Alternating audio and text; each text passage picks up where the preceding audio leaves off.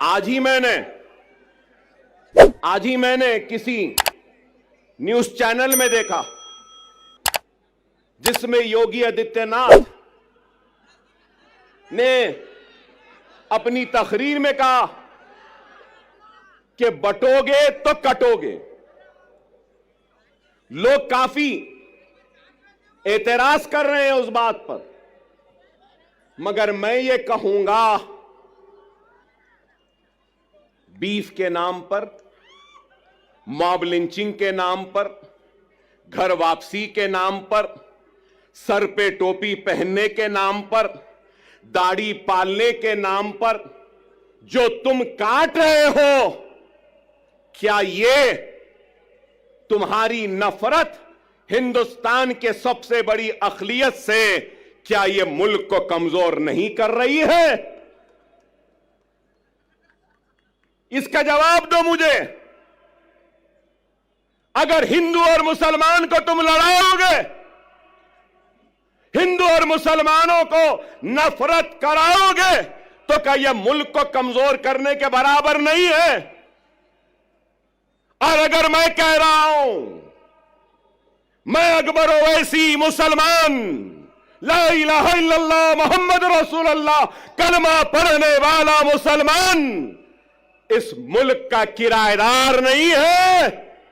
मैं कह रहा हूं, नरेंद्र मोदी, ऐ योगी, जितना तेरा हिंदुस्तान है उतना मेरा भी हिंदुस्तान है।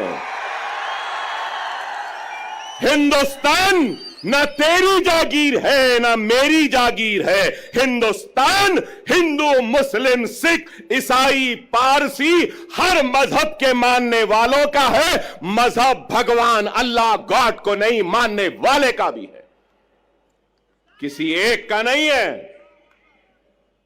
हम ये बात कहते हैं तो इनको बुरा दिखता है। अरे इस मुल्क का सबसे बड़ा मसला क्या है?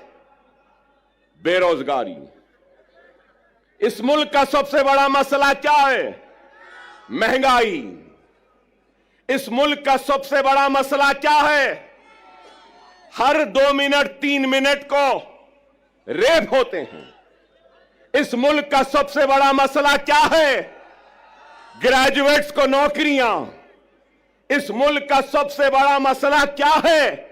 मुल्क की कमजोर इकोनॉमी को मजबूत करना। इस मुल्क का सबसे बड़ा मसला क्या है? पेट्रोल, डीजल, गैस की बढ़ती हुई कीमतों को नीचे लाना। इस मुल्क का सबसे बड़ा मसला क्या है? रुपये की गिरती हुई कदर को ऊंचा करना। आप बताओ, क्या बेरोजगारी को दूर करने कुछ हो रहा है? महंगाई को दूर करने कुछ हो रहा है? क्या बेघर लोगों को घर देने के लिए कुछ हो रहा है? कुछ नहीं हो रहा है। सिर्फ इस मुल्क को मजहब के नाम पर बांटने की बात कर रहे हैं। योगी की तकरीर को मैंने सुना, बटोगे तो कटोगे कहा। उसके बाद कहा कि जात पात की सियासत। अरे जात पात की सियासत बोलने वाले, तू ये क्यों नहीं कहता कि मजहब की सियासत नहीं करनी चाहिए? यह बात क्यों नहीं कहते?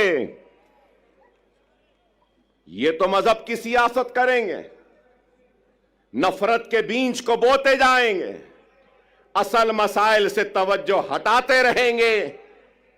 अगर कुछ है तो तलाक सलासा। अरे तलाक सलासा मसला नहीं है। हर मिनट में होने वाला एक रेप, यह हिंदुस्तान का सबसे बड़ा मसला है। एक औरत रात के अंधेरे में घूम नहीं सकती, खेतों में उसकी इज्जत और इस्मत को लुटेरे लूट रहे हैं, यह मसला है। अरे इस पे बात करो, इस पे कुछ करो। नहीं, मुसलमान ऐसा, मुसलमान के इतने बीवी, मुसलमान ऐसा करा, मुसलमान वैसा करा। अरे आप बताओ, तलाक सलासा हो गया, CA, NRC, CAA NRC, parliament में थे इम्तियाज जलील साहब, हर मसले पर। अरे आप बताओ, आज मैं यहां खड़े होकर कह रहा हूं, जिम्मेदारी के साथ कह रहा हूं, मजलिस इत्तेहाद अल मुस्लिमीन के एक जिम्मेदार लीडर की हैसियत से कह रहा हूं और ये ऐलान कर रहा हूं कि मराठा समाज के लिए जो रिजर्वेशन की तहरीक चला रहे हैं उनके लीडर, मैं उनसे कहूंगा हमारा पूरा साथ आपके साथ है, हमारा पूरा ताउन आपके साथ है, हम पूरी कोशिश करेंगे। मगर उसके साथ ही साथ मैं ये भी कहूंगा, इत्तेहाद होता है ना, तो इत्तेहाद बैनुल मजलूमीन होना चाहिए, इत्तेहाद बैनुल मजलूमीन होना चाहिए।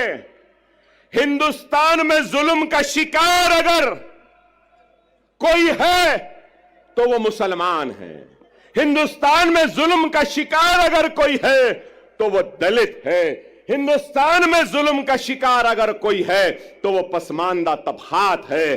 चलो आओ, मराठा, दलित और मुसलमान इत्तेहादुल बैनुल मजलूमीन बन जाते हैं और अपने जुल्म के खिलाफ आवाज को बुलंद करते हैं।